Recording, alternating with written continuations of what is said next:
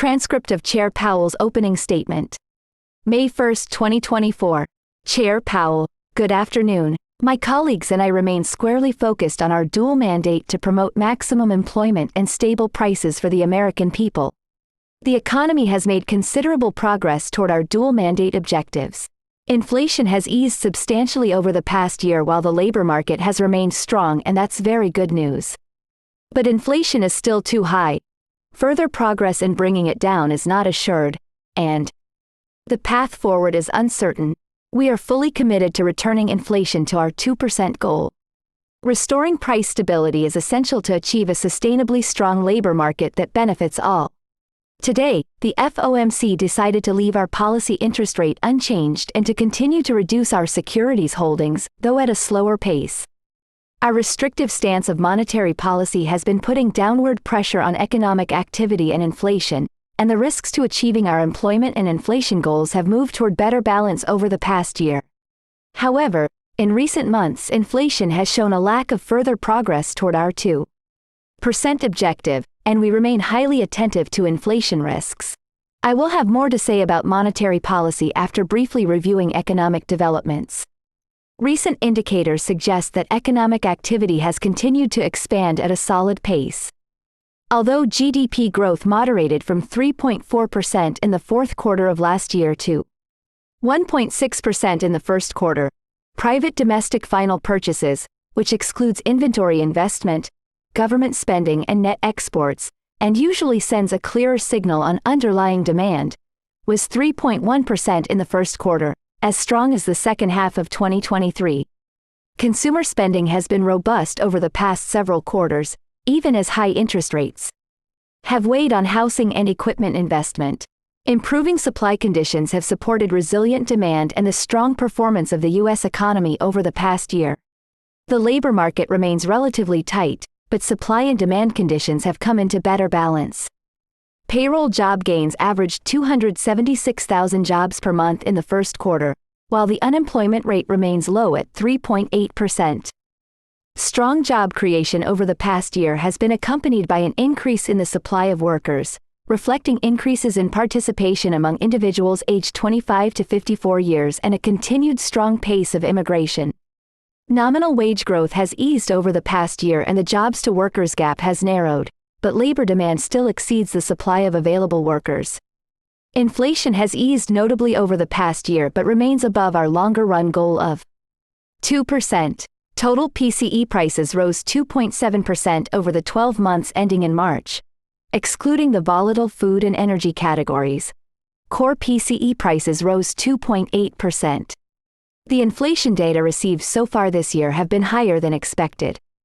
Although some measures of short-term inflation expectations have increased in recent months, longer-term inflation expectations appear to remain well anchored, as reflected in a broad range of surveys of households, businesses, and forecasters, as well as measures from financial markets.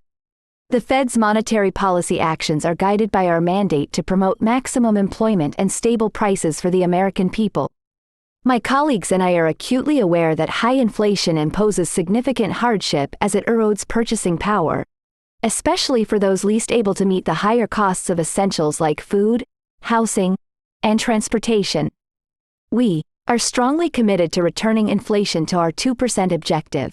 The committee decided at today's meeting to maintain the target range for the federal funds rate at 5.25% to 5.5% and to continue the process of significantly reducing our securities holdings, though at a slower pace. Over the past year, as labor market tightness has eased and inflation has declined, the risks to achieving our employment and inflation goals have moved toward better balance. The economic outlook is uncertain, however, and we remain highly attentive to inflation risks. We have stated that we do not expect it will be appropriate to reduce the target range for the federal funds rate until we have gained greater confidence that inflation is moving sustainably toward 2%. So far this year, the data have not given us that greater confidence. In particular, and as I noted earlier, readings on inflation have come in above expectations. It is likely that gaining such greater confidence will take longer than previously expected.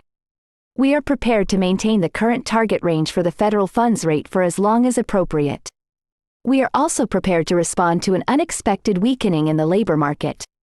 We know that reducing policy restraint too soon or too much could result in a reversal of the progress we have seen on inflation. At the same time, reducing policy restraint too late or too little could unduly weaken economic activity and employment. In considering any adjustments to the target range for the federal funds rate, the committee will carefully assess incoming data, the evolving outlook, and the balance of risks. Policy is well positioned to deal with the risks and uncertainties that we face in pursuing both sides of our dual mandate. We will continue to make decisions meeting by meeting. Turning to our balance sheet, the committee decided at today's meeting to slow the pace of decline in our securities holdings, consistent with the plans we released previously. Specifically, the cap on Treasury redemptions will be lowered from the current $60 billion per month to $25 billion per month as of June 1st.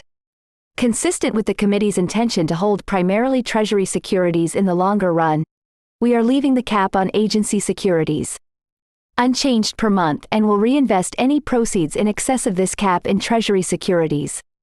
With principal payments on agency securities currently running at about $15 billion per month, total portfolio runoff will amount to roughly $40 billion per month.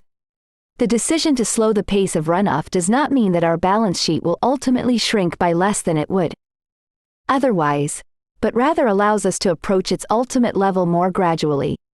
In particular, slowing the pace of runoff will help ensure a smooth transition, reducing the possibility that money markets experience stress, and thereby facilitating the ongoing decline in our securities holdings that are consistent with reaching the appropriate level of ample reserves. We remain committed to bringing inflation back down to our 2% goal and to keeping longer-term inflation expectations well anchored. Restoring price stability is essential to set the stage for achieving maximum employment and stable prices over the longer run. To conclude, we understand that our actions affect communities, families, and businesses across the country. Everything we do is in service to our public mission.